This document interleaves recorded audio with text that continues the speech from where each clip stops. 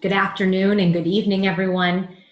I'd like to start by giving you a quote, actually, that Cathy Lassiter has in the opening of her book.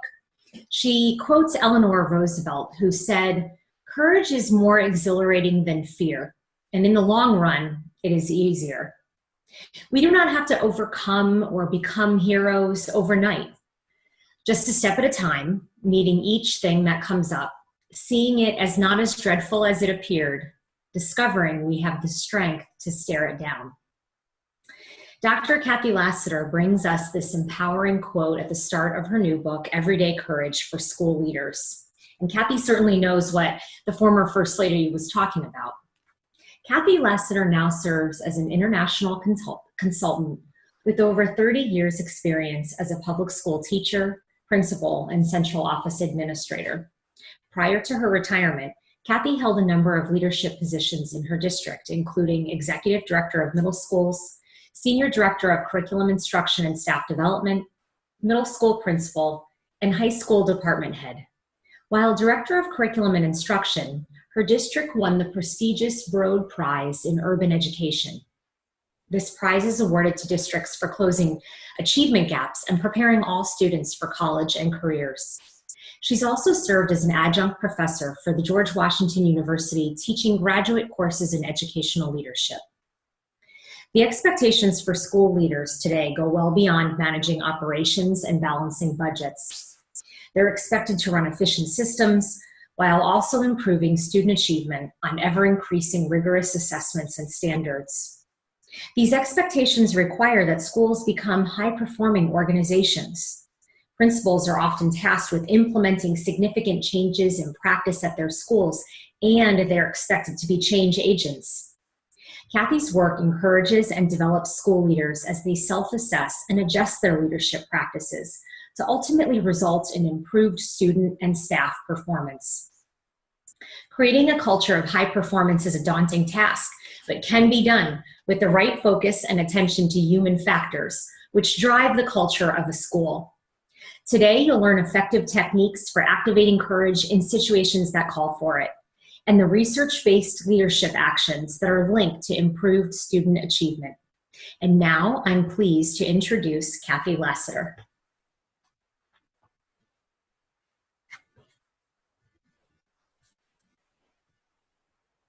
Time is a very valuable resource for busy school leaders, and so we are very happy that you have decided to join us, spend a little bit of time with us. For our discussion today, I wanted to just start with a really short, background information on why I became interested so much in the idea of courage for school leaders. I work in schools all over the country and have been in schools internationally, and every day, and in every school, I see school leaders, principals, assistant principals, guidance counselors, and teachers working extremely hard to meet the demands and expectations that our society and governments have for them. And I see these regular, everyday principals making courageous decisions day in and day out on what is best for students. And so as I worked in schools in my own background as a middle school principal and an executive director of principals, I wanted to do some research on the idea of courage in schools and find out what the research says about courageous leadership, and if courageous leadership is something that can be learned and then leveraged for school improvement. And so I went on this year-long quest to do a lot of reading and researching, and was very excited to be able to publish the book with Corwin and share this information with principals. So I hope that you will find the discussion interesting today, and certainly I want to take your questions at the end of the webinar today. So to guide our discussion, I have three main ideas that I want you to think about as we go through our discussion. And we'll come back to these three guiding principles at the end of the webinar, just to kind of hit home what we are saying about courage in school leadership. So number one, and most importantly, courage is in all of us. There are not some people who are born courageous and others who are born cowardly. In fact, courage in the brain is in all of us. Just some of us have activated it more often and more efficiently than others. And so we're going to spend some time talking about how courage is in all of us, and more importantly, what all of us can do to activate a courageous mindset, especially in the job for school leaders. Number 2, school leaders must activate courage to take risks and innovate. What's being asked of schools today is far beyond what even has been asked of schools 5 and 10 years ago. It takes courageous leadership to lead a school to school improvement. And that means taking risks and innovating and holding people accountable. And those are going to be some of the ideas that we talk about. And then finally, as you all know, nothing changes if nothing changes. And so I'm going to ask you to do some self-reflecting throughout the webinar. I have 3 points during our time together that I'll ask you to just think and spend a few minutes reflecting on your experience and your school leadership, to see if there's something that you could do to strengthen the already great leadership you have in place. Okay, so let's just keep these 3 guiding principles in mind as we go. Okay, taking risk is something that a lot of people have some trepidation about, but risk takers are the best learners. They're willing to go out on a limb. They are willing to try something new, to innovate. They're willing to stray from the status quo, all in the name of making schools better for students and doing what's right for kids, and knowing that along the way there are going to be mistakes, there are going to be challenges, there are going to be barriers from many different directions, but at each turn and in each pass, risk takers are learners. And you'll find that your courageous leaders are those who have become accustomed to taking risk and have gotten comfortable being uncomfortable, which is hard to do, especially with all of the guidelines and compliance regulations you are held to. But the fact of the matter is, you cannot move a school forward today without taking smart risks and innovating and doing things differently than they've been done in the past. Okay, I want to share with you some of the principles who I featured in the book, and these are 5 of the 10 that were featured. And the reason why I'm showing you these particular principles is that I consider them to be absolutely courageous leaders, but they are like you. They are just like you. They have different challenges. They work in different contexts. They have different goals and school improvement plans. But all 5 of these, as well as the others that I talked to from Connecticut and San Diego and Michigan, and several in Texas, all activate their courage in different ways and at different times. And so in the book, each is featured for a specific courageous leadership style that they have, and courageous and specific practices that they engage in that have made them, in my mind, models for others to follow. Okay, so I'll take just 1 or 2 as an interesting point as we go forward. If you see Stan Law there, Stan Law is the principal of Arlington High School in Indianapolis, Indiana. And Stan was a very comfortable middle school principal. His school was doing well. He had taken his school from a D grade in the state of Indiana to a B and ultimately an A. And then he moved to Arlington High. Arlington High had been on the nation's high school dropout factory list. They had been turned over to a charter company to turn it around. And even the charter company gave the school back to the district after a year, saying the job was too difficult. So Stan is featured in my book because he left his comfortable position as a middle school principal, took on Arlington High School, which is a grade 7 through 12 school. And actually, when he took the school over, 0% of 7th and 8th graders had passed the state reading test or math test. And so he truly was starting at a very difficult spot.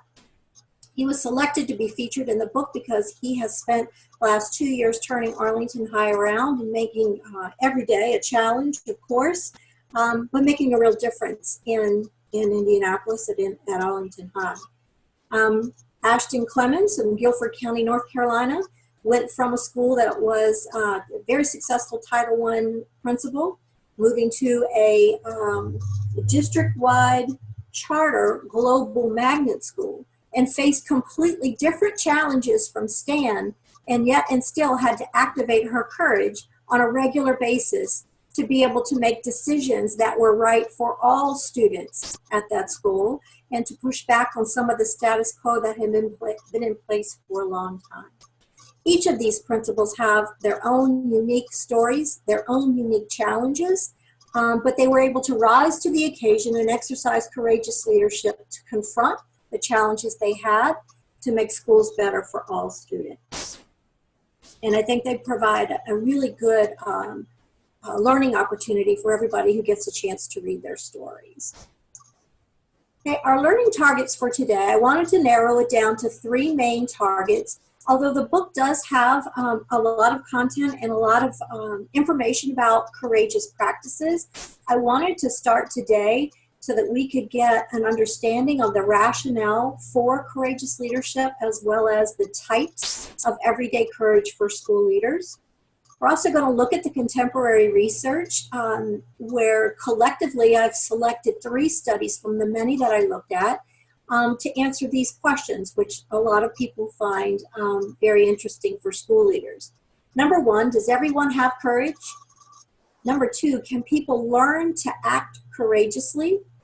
And number 3, what impact does courage have in the workplace? And why should we even have a conversation about courage in school leaders? And then finally and importantly, we're going to talk about activating 3 keys to building a courageous mindset for school improvement. So my goal really at the end of the webinar today is that you have some of the foundational knowledge you need about the types of courage that school leaders must have to improve their schools, that you have a general understanding of what the research says about courage, why it's important to learn about, and then finally that you have the keys you need to activate a courageous mindset the next time you find yourself in a challenge, in a situation that can induce some level of fear and anxiety in you as a school leader. Okay, so let's get started. And we're going to start with part 1, which is Foundations for Everyday Courage. This is where we're going to talk about the rationale for courageous leadership, what the meaning of courage is so we can all be on the same page, and then finally the 4 types of courage that we'll dig into just a bit. Okay, so first let's start with the rationale. Okay, I've included a lot of quotes in the book, but this one in particular from C.S. Lewis I really like. And I'll let you read this on the screen and just think about what it means to you just for a minute to get us going.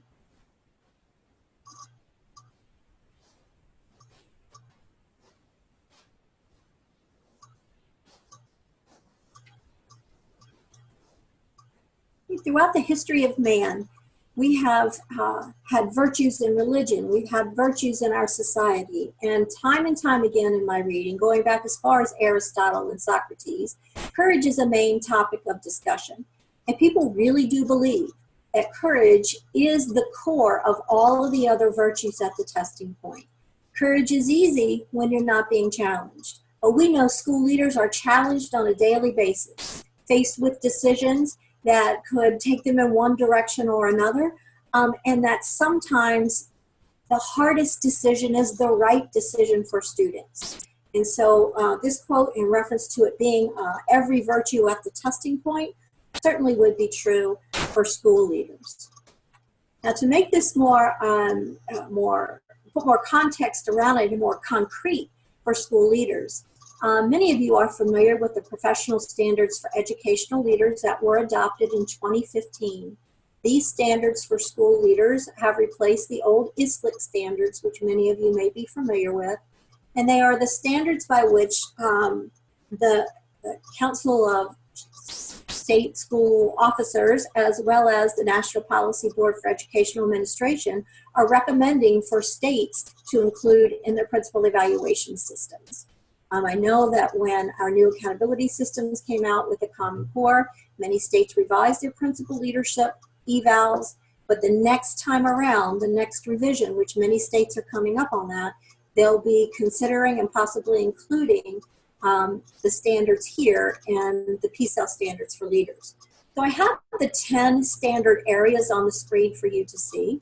You should know that within these 10 standards, there are over 80 elements of behavior and practice that would be evaluated for principals to determine if they're doing an effective job. One thing I want to point out in relation to these standards, and it's tied to courageous leadership, is that we see a real shift from a narrow focus on instructional leadership for principals, moving to not only the academic success, but also promoting each student's well-being. And that term well-being shows up in each of the 10 standards and is very important when we begin to think about what promoting a student's well-being really means at school. Promoting academic success is pretty clear-cut. We have a set of state standards. We are working in our classrooms to ensure student proficiency on those standards, and we have a pretty clear path for which to proceed and to work with students academically.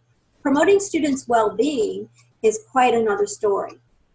And as you look at the standards and dig in a little bit more, we can begin to see not only a real shift on a student's well-being, but also a shift with a very distinct and clear focus on issues of equity, social justice, inclusiveness, and promoting the well-being of all kids regardless of what their challenges may be. So I pulled a couple of elements, just 2 out of the over 80, just for us to get a sense for what's being expected of principals to provide strength for the rationale for a focus on courageous leadership. Okay, so this first one was pulled from Standard 1. Standard 1 in the PCEL standards is centered around mission, vision, and core values. And so I'd like for you to take a look at this particular element, which is a national standard for school leaders, and then I'll talk about how it relates to courage.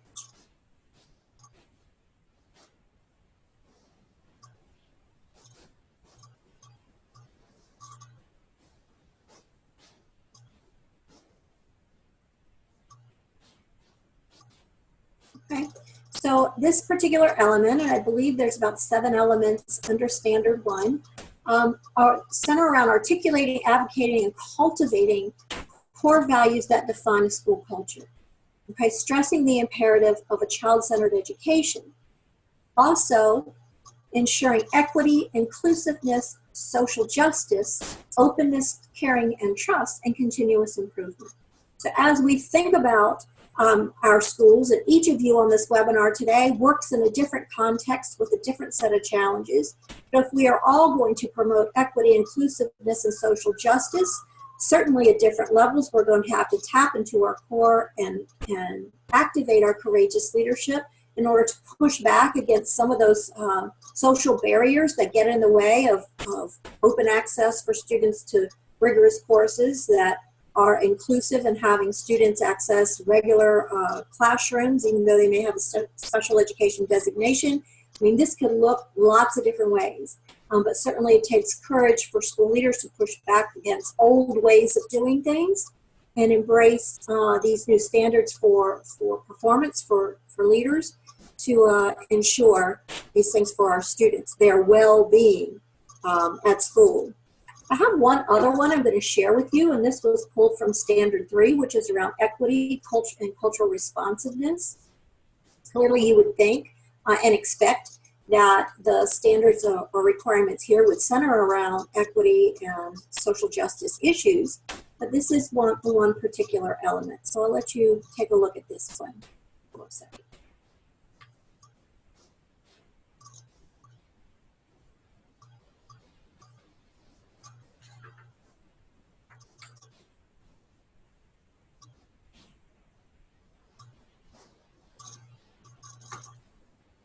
Okay, so we see here that we are confronting and altering institutional biases, dealing with student marginalization, low expectations associated with race, class, culture, language, gender, and sexual orientation, as well as disability or special status. Once again, courageous leadership is going to be needed on the part of school leaders, principals, assistant principals, guidance counselors, teacher leaders, department chairs, deans of students, and classroom teachers in order to confront some of our old ways of operating schools and opening our arms to new ideas, and for innovations to try to fully realize fully inclusive and equitable school environments. So let's talk about the meaning of courage from my perspective, and I'll share with you a little bit of the research behind this definition. But for you to get a look at what I'm talking about when I'm talking about school leaders having courage, and have you know sort of the origins of this definition. So when I'm speaking about courageous leadership, prior to this particular slide and after throughout the webinar, there are four main components of courageous leadership that I pulled from Raitt, Clark, Lindsay, and Sternberg. These are social scientists, and in the many hundreds of definitions that I looked at for courage, this is the one that I believe would really have the most applicability to school leaders. And so it's described as, number one, it's a willful act, it's intentional. Courage is activated, thoughtfully and after mindful deliberation. There is some level of risk to the school leader who is acting courageously. It wouldn't be courageous if there weren't some fear involved. It's motivated to bring out a noble good or morally worthy purpose. So when we go back to our P-cell standards and understand we're working for the well-being of each and every student, and we saw some of the ideas of our national leaders in reference to what's required of effective school leadership, bringing on the morally worthy purpose and working toward a noble good is certainly part of courageous leadership. And finally, it's you acting in you're making decisions and engaging in practices despite the presence of the emotion of fear. So there is some risk and there is some fear. However, you're willing to move forward because it's the right thing to do for students, and it's toward that noble good. Okay, and this is the definition that is throughout the book and defines courageous leadership as we go forward. First and foremost, we have to recognize that there is no courage without fear. If you don't have some level of anxiety or fear in your heart towards what you're getting ready to do, then it's really not a courageous action. And each of you will have something different that you're fearful about. You may be fearful that if you push against the status quo, the community will rise up and call for your job. You may have to stand up to a board member who wants you to do something that you know is not in the best interest of the school. There may be issues around scheduling that you feel are not equitable to students, and you want to change that, and you fear that teachers will rebel and not accept a new idea, even though it's for the best interest of students. So for all of you, your courageous leadership and the decisions that you make will come in different contexts based on what change you're trying to bring about at your school and what your levels of fear are around those things. There is not just one kind of fear. So we have our definition, and we know it's not courageous if there isn't fear, but there are all kinds of courage. And so there are everyday kinds of courage. Courage is courage no matter whatever the kind. In my book and in my work, I'm talking about everyday courage. Not heroic acts, which we know school leaders, sadly in the news, we hear very often of school leaders engaging in all types of heroism to save students. And we honor and we respect those individuals very much. But the courage that I'm talking about in my book is the everyday courage. The courage that it takes to make a tough decision and to stand up for what's right for students. So out of all the different types of courage that I read about and that I researched, these are the four that I felt really came down to being essential to effective school leadership. And so I'd like for you to take a look at each of these four, and then I'll have a reflection slide for you to think about your own practices in just a minute here. We'll give you a chance to look.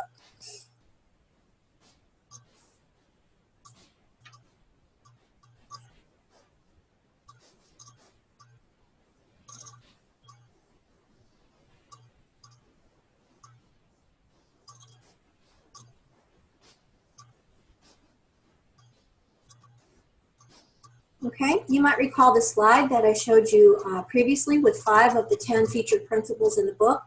Each of those principles demonstrated one or more of these types of courage in a number of different situations they faced. From moral courage, is doing what was right, especially when injustices occur. Empathetic courage, acknowledging that we have personal biases and trying to meet people where they are and to walk around in their shoes a bit to see how your decisions affect them. Being disciplined in your decisions and remaining steadfast and strategic, even when you have setbacks and failures and have barriers in the way. And then that intellectual courage, which is so critically important, as we have John Hattie's new research and lots of other thought leaders out there are giving us really a treasure trove of new research on school improvement and practices. We have to have the intellectual courage to say, you know what we were doing 2 years ago is probably not the best thing to do this year, based on new research that we have available to us. Okay, so I'd like to take a minute and give you an opportunity to reflect.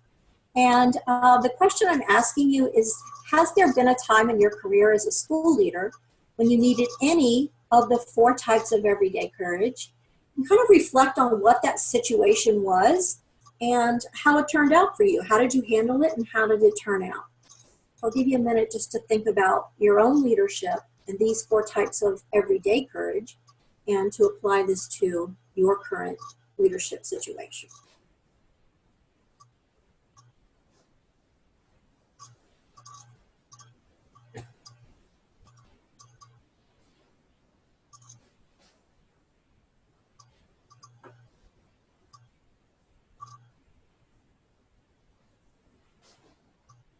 And so now that you've had just a little bit of time to think about it, the next time you're faced with a situation similar to this, at least you'll have a name to put with the type of courage that you need. And I found that to be very interesting with the principals that I'm working with. They're able to name it, and when you can name it, you are more likely to be able to activate it and have a conversation with colleagues or a coach or a mentor around what you need to do to activate that particular type of courage for the particular situation that you're in. So next we're going to move into what the research says about courageous leadership, and then of course get to the third part of our day, which is the activating a courageous mindset. So let's look very quickly at some of the research. I do want you to know that these research studies were very detailed and have a lot of information in them. I'm happy to send you the citations through email or at the end of the webinar. I'm giving you the main points of these studies as it relates to courageous school leadership. And so I'm not going to get bogged down too much in the details, but they are really interesting. And anyone who's interested, I'm happy to share the studies with you. So the first one that we're going to look at really does address the idea of, does everyone have courage? And there is a growing body of research in psychology and neuroscience and behavioral scientists who say absolutely yes. Everybody has courage, and that's true from the brain to research on behavior. Okay, so let's look at this first one. We've got 3. Here's research study number 1, which was conducted by Yuri Nili at the Weizmann Institute in Rehovot, Israel. And this was done by neuroscientists, a group of neuroscientists. They had their research published in 2010 in Neuron magazine, which is a journal for neuroscientists. And their research questions for this study, among several others, but these in particular, was number 1, can we train our brain to act courageously? Can courage be leveraged to improve organizational performance? That's really what we're interested in. We know that school improvement takes courageous leadership. Can we train our brains to act that way? And can our courage as a school leader be leveraged to improve for school improvement, for overall organizational performance? Okay. And so really what they were interested in, the purpose of their study was to measure fear and document courage in the brain. But in order to measure fear, they had to put people in fear-induced events. You can't document and measure courage in the brain if the person is not in a fearful event. And so many of you are probably thinking, as I was too when I was reading this study, what type of fearful event could they put them in order to document and measure courage in the brain? And so probably the most, the most prevalent fear for human beings all around the world is fear of snakes.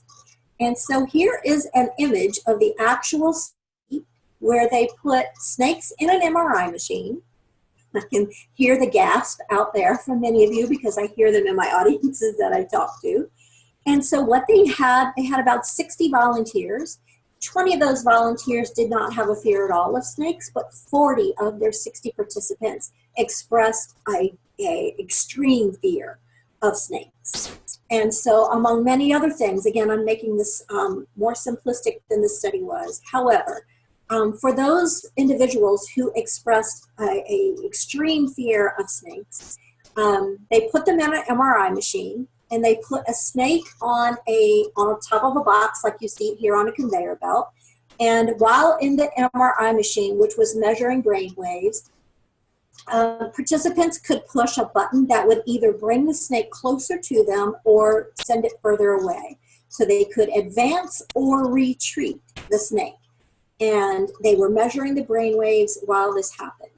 So after many people in the MRI and many images, which here you see the actual images from the study, the brain scans, as well as the actual article in Neuron Journal, there were some of the 40 who were deathly afraid of snakes, who faced their fear and pushed the advance button despite the fact that they had a very real fear of snakes.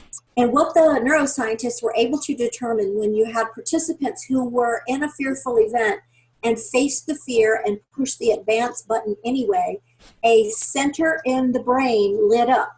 And as you can see in this article, in the summary, it's called the SGACC. And this particular part of the brain lit up, which had really interesting effects on the fear. First of all, they didn't know the center was there, and now they know that it is there. When people face their fear and act courageously, the center is activated. What the center does is send signals to other parts of the brain that are in charge of fear response, such as sweaty palms, heavy breathing, and being very fearful, heart racing. The SGACC was able to calm that fear response. And so when it calmed the fear response, the person in the MRI machine became more exhilarated and pushed advance and advance. And so the interesting thing about this study is that they find that that courage center is activated when we face our fears, and it quiets the fear when courage is activated. So what does that have to do with school leaders? What that has to do with school leaders is that when you find yourself in a fear-induced event where you're fearful of the results of a decision that you might make, you're fearful of your job, you're fearful of repercussions of what might happen, maybe you're fearful of having a conversation with a teacher who you know is going to, it's going to be a difficult conversation. Know that when you face that fear, the SGACC is going to activate, and it's going to calm your fears. And more importantly, the more often that you activate the center in your brain, the less and less fearful you become of what it is you're trying to do. So the more often you activate your courage, the less and less fear you're going to have in the times that follow it. So ultimately and eventually, what you were once fearful of, you will not be fearful of in the future because of this particular part of the brain, which is very interesting. Okay, another study I have for you is more in the line of psychology. And so what the researchers, these are Stanford researchers at the Center for Compassion and Altruism Research and Education, Monica Warline and colleagues wanted to look at the role of courage in the workplace. And so what they did was interview 200 people in various jobs, and they asked them a couple of questions. Number one, they asked, have you ever been witness to a courageous act at work? And if you were, what was the situation? And more importantly, what impact did it have on you as a worker in that organization? And so they're able to capture these stories from workers, and the stories were written in this, published in this book called Emotions in the Workplace. Monica and colleagues have chapter 9 in this book, and their findings were very interesting. So what is the impact of courage at work when people are witness to courageous behavior and courageous leadership? Okay, they found that the individuals who reported that they witnessed courage at work had subsequent levels of higher self-efficacy. Okay, so that when they saw a leader or a person they work with act courageously, they became self-empowered to act courageously as well. They had a sense of organizational ownership because they reported enjoying and being proud of working in an organization where people did the right thing for the right reasons, and that caused them to be more engaged at work. So when you think of your own leadership as a school leader, and understand that when you exercise courageous leadership, staff is watching, and the impact that it has on them has a subsequent positive impact on organizational performance, because people feel more self-efficacious. They have a greater sense of ownership in the work that you all are engaged in, and they become more engaged at the work because they're more connected and feel like it's the right work for the right reasons. Okay. Final study, this one is the final finding: self-efficacy, ownership, and engagement. Okay, so the third study, also very interesting, and again, I only chose 3 of the many that I looked at, but in this study, the researchers wanted to see if people who perform extremely dangerous jobs have some level of personality trait or some type of different thought patterns than the rest of us, because they perform these really dangerous jobs. And so what they did was interview military bomb disposal operators. And they gave them surveys and studied their ways of thinking and wanted to see psychologically, personality trait-wise, was there anything that was innately in these people that is not in other people. And what they found was there is no difference in people who perform these extremely dangerous jobs and have to be very courageous in their work than regular people. Because what they found is that just about all soldiers, their quote, virtually all soldiers are capable of carrying out difficult and dangerous work as long as they receive specialized training. What the bomb disposal operators reported was that they did not feel fear. They had been highly trained. They were part of a team that worked together. They had a strong sense of confidence that they could do the job that they were being asked to do. And so they didn't see it as a fearful job for them.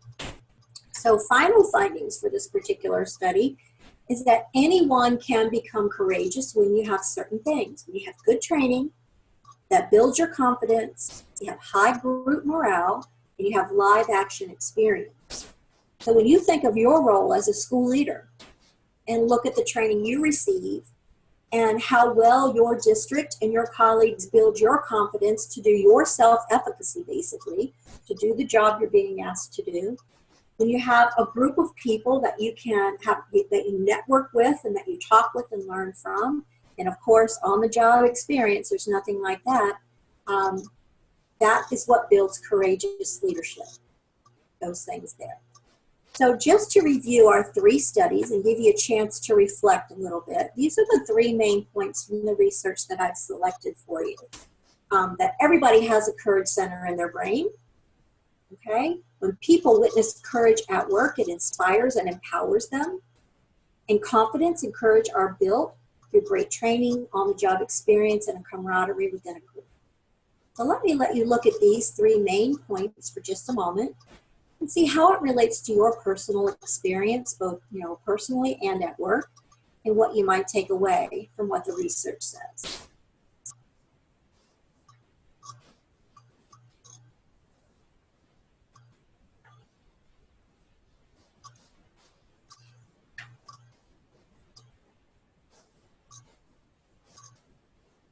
Okay, hopefully you'll keep that number 1 in mind, because everybody has courage, and that's what we're going to move to in our next slide, to get to activating a courageous mindset. I do want to share this quote with you from Maya Angelou.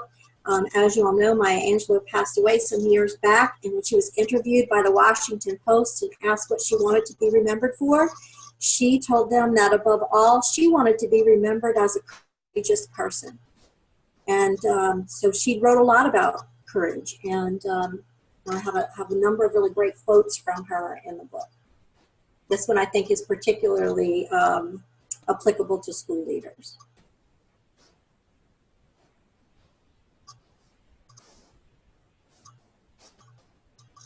Okay, we know as school leaders we get knocked down often, but we know that we have to go through those challenges in order to develop our strength and our courage to continue to do our jobs well. Okay, our third and final part this evening is going to be focused on building your courageous mindset and having you do some reflecting and thinking about your thinking, actually, and understanding that your thoughts are really what drives your courageous behavior and courageous leadership. So what we'll focus on are 3 keys to a courageous mindset, and take each one of them individually as we draw our talk to a close. So first, believing in yourself without limits, keeping your worries at bay, and maintaining your optimism. All are 3 essential keys to developing a courageous mindset. So let's take the first one, believe in yourself without limits. Okay, this really, in other words, is your self-efficacy. Do you believe that you have the ability and skills to do what you've been asked to do? When you have a high sense of self-efficacy and a high belief in yourself without limits, you are much more likely to accomplish your goals and improve your school than if you are a victim of self-doubt, lack of confidence, that you question yourself at every turn. It's very difficult to lead a school improvement agenda if you don't have this high sense of efficacy and believe in yourself. And in fact, people who see themselves as courageous and have that high sense of efficacy respond to any type of fear-inducing event more boldly. So it doesn't mean that people with a high sense of self-efficacy don't have fears. They most certainly do, but they also are able to be disciplined and purposeful in their thinking, to activate that courageous center in their brains and to behave courageously, even though they're being faced with an emotion of fear. But what I find with the principals that I work with is that oftentimes they get worn down by the challenges, and they listen to a voice of doubt and lack of confidence, as opposed to listening to the voice of strength, confidence, power, and passion. You could go either way. As you know, you've got that old adage of the 2 voices on either shoulder. And which one are you going to listen to? You have to have this deliberate mindset of having positive self-talk and talking to yourself that you are the right person for the job. You do have the strength, confidence, and power and passion to get the job done. There has been research on this, interestingly enough, and in Fearless Leadership, Conquering Your Fears and the Lies That Drive Them, there was actually some research presented on the percent of self-talk that is negative. So as you see this slide on your screen, go ahead and think to yourself what percent of self-talk you think is negative. Maybe you will be surprised, or maybe not, that 95% of self-talk is negative, where you will talk yourself right out of a great opportunity, or talk yourself out of pursuing work that you think that's needed, but you think can't happen, that you won't be successful on. You will talk yourself right out of it. And so be mindful of that. And when you begin to engage in negative self-talk, deliberately change the narrative in your own head to self-talk that is positive, that listens to confidence and power and strength, knowing that you are the right person for the job. Okay? The next important element to developing a courageous mindset is keeping your worries at bay. Worrying will take your focus off of the work. It will keep you in a tailspin, and it will prevent you from reaching the goals that you have for your school. There's also research on worrying and the impact it has on leaders, and particularly on courageous leaders. So first of all, understand that if you are a constant worrier and you're constantly on high alert that something is going to happen, it will impede your development as a courageous leader. Once again, that deliberate and purposeful thinking, you taking charge of what's going on in your head, will help you tremendously and changing that narrative to behave and act courageously in making decisions and leading a school improvement agenda. Excessive worrying takes your focus off. It causes you to be tired and stressed out. It causes you to not enjoy your job. And these things are killers as far as leaders are concerned, because that affects staff. As the leader goes, so goes the school, as they say. And if you are worried and not focused and stressed out, your staff will be as well. They'll mirror it right back to you.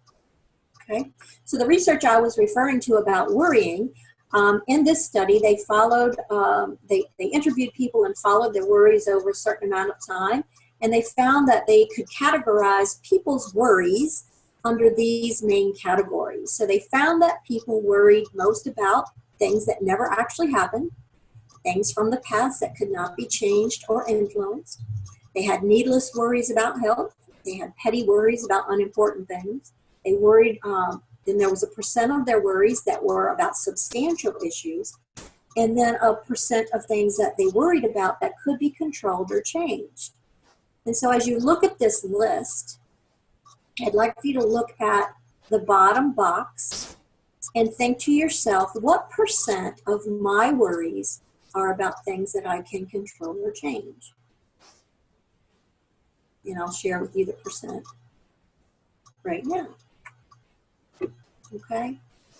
So when you look at these percentages, 8% of what we worry about is about substantial issues. And of that 8%, only 4% are about things we can actually change or control. So the flip of that is 96% of the things that you worry about, you cannot control or change. In order to be a courageous leader, you have to keep the worries at bay. And hopefully this research will help you in understanding that, is this something you really need to be worrying about? Because chances are it's probably not, and it's taking your focus off of the great things that you're trying to accomplish in your school. Okay? They say the best antidote for worry is purposeful action toward a meaningful goal. Keep your eye on that meaningful goal, and don't let the worries sidetrack you and get you engaged in and thinking about things that you cannot control or change. Okay? So at this point, what I'd like you to do is to think about what role, if any, has worry and or self-doubt had on your work as a school leader, and how might this research help you be more deliberate about your thinking.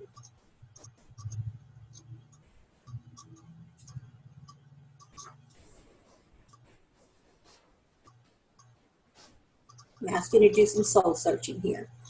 Okay, finally, our third element to developing a courageous mindset is keeping an optimistic spirit and maintaining your optimism that things will work out even if you're faced with barriers and challenges. Take a look at what Harry Truman said in reference to optimism and pessimism.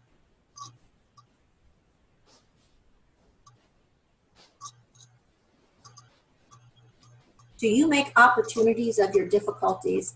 That's what an optimist might do. When the going gets tough, is this considered an opportunity for you to shine as a courageous leader, or does it really send you into a tailspin and not able to make progress? Okay? You have to be deliberate about your optimism and keep optimistic people around you. If you're working in a school that you're trying to change the culture because it has somewhat of a toxic environment, it might be hard to find optimistic people who work in your school. Network, reach out to other school principals, reach out to mentors, reach out to coaches. But it is important to keep optimistic people around you, to keep your optimism up and going. You lift each other up as opposed to pull each other down. Okay, give yourself credit for what's best in you. You are the right person, in the right place, doing the right work. You have the skills, the knowledge, and abilities to do what you've been asked to do. So give yourself credit for that, and don't constantly beat yourself up. Research shows us, and yes, there is research on this as well, that optimists outperform pessimists by 50%. And this is research done by Martin Sligelman in Learned Optimism. And what he did was give insurance salesmen the Sligelman attribution survey, and he was able to separate the optimist from the pessimist, and he tracked their progress in sales over 2 years. After the first year, he found that the optimist outperformed the pessimist by 25%, and after 2 years, the optimists were outperforming the pessimist by 50%. I think that makes sense to everybody, knowing that if you have an optimistic outlook, you don't get waylaid and distracted by pessimistic views and fears, and you're able to forge forward even though you may be facing challenges. Sligelman also includes this story in the book, which I think is very illustrative of optimists versus pessimists. So he tells a tale of two sales executives.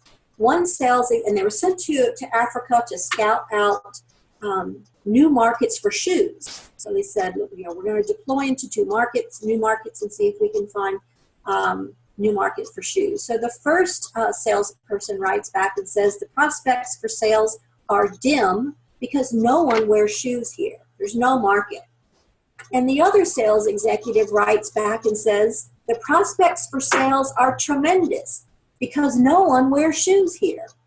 Just the different views of the optimist versus the pessimist. So as you think of your mindset and the three essential elements, which are all research-based in developing a courageous mindset, to what extent do you believe in yourself without limits and have a very high sense of self-efficacy for the work that you do? Are you a victim of worrying, and do you spend a lot of time worrying about things that you cannot change or control? And then finally, your degree of optimism. Are you optimistic about the future and knowing that you can achieve what you've been asked to do and that there are bright days ahead of you? These are absolutely critical for school improvement. Principals and leaders who lead a school improvement agenda must have this courageous mindset to move forward. Okay, finally, and I know we're running out of time here, I want to go back to our guiding principles just to reiterate what I shared with you at the beginning of the hour. Courage is indeed in all of us. The research bears that out, and probably your personal experience does as well. School leaders have to activate courage in order to take risk and innovate in their schools, to lead a school improvement agenda, and to meet the requirements in the professional standards for educational leaders. And then finally, nothing changes if nothing changes. What changes can you make to your mindset? How does the research affect you in the way that you approach your work? What's one thing you might do as you go forward tomorrow and the next day in leading your school for success?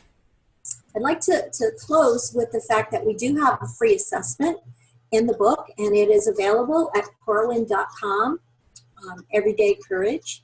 And you can take the assessment and get your results back on three main areas of courageous leadership, and that will help you to zero in on the areas that you need to work on to develop the courageous leadership that you want to have for your school. So at this time, I'm going to turn it back over to Nicole, and I think she's going to close this out to see if there are questions and if we have time for any. Yes, thank you, Cathy. That was fantastic. And I know we did have a couple questions that came in. So Jeff, I'm going to ask you to moderate them for us. Sure, I have two questions. One is, I have a concern that district leadership will not always appreciate principals taking a courageous stand. How can a principal balance a lack of support at the top with doing the best for their students and keeping their job at the same time? Yeah, such a great question, and certainly I hear that from principals all across the country as well. Not all of our district offices are as supportive as they should or could be. So I would say this: collect data. You know what you're doing is right for the students. It's the best for your school. Gather as much information as possible to be able to present a logical, sequential case to a district office administrator on how this is best for students and for their learning. Also to seek out, if it's an innovative change that you're trying to make, try to seek out other examples in other schools or districts or even other states of where it's being done or where something similar is being done, and to share the success of those particular innovations. It's a tight place to be, there's no question. I've been on either side of it as a director of schools over middle schools and as a principal. But I think what the common ground that brings us together is what's best for kids, and to try to present the innovation through that lens. Terrific. I have one more question. What are your top 3 tips for teachers looking to lead the equity and culturally responsive education conversations and initiatives in their schools? Wow, that's a power-loaded question for sure. And I'm a deep equity consultant as well, so there's so much I want to say. To start with, I would say that starting with what's in the literature regarding culturally responsive environments in classrooms, and how those classrooms impact the student's ability to concentrate and learn and to feel part of a team in a classroom is the most important, I believe. That classroom culture certainly can mitigate if there's a negative school culture. The classroom culture can take care of some of that. Work with a colleague, talk about the classroom environment that you're trying to create. Are you creating a team spirit for students? Does every student feel a part of something bigger than themselves? We're working together. We're all partners here in learning. John Hattie's research on that is critically important, where he talks about school culture and inclusiveness. So I would consult Visible Learning as well. And Gary Howard's deep equity work, which is really laid out very well for teachers, and how to create a culture in a classroom that is conducive to equity and inclusiveness. And that's the end of the questions. Okay. Cathy, I think there's, I think you have another slide that shared your website. Is that right? There we go. And then, yep, so I want to invite you all, corwin.com/Cathy Lassiter. You can learn more about Cathy's work. You can read up on what she's doing with Corwin and the books that she's publishing. And then, Cathy, if you just want to advance one more for me. These are our upcoming webinars. So I know a lot of you join us on a regular basis, and so I want to invite you. We are taking next week off. We are taking a spring break, if you will, here at Corwin next week. So our webinar series starts up again on Monday, March 26th with John Sangiovanni talking about mathematics. And then following that is When White Women Teach Black Boys with Eddie Moore, Ollie Michael, and Marguerite Pennick Parks on April 16th, and followed by John Hattie on his 10 mind frames for visible learning starting on April 23rd. Cathy Lassiter just mentioned John Hattie's work around visible learning, and one of the mind frames actually does deal with equity and cultural proficiency. So I invite you to join particularly that one to help with any of those connections you might be able to make. I want to thank everyone for joining us this evening. I hope you have a wonderful rest of your day, and happy learning.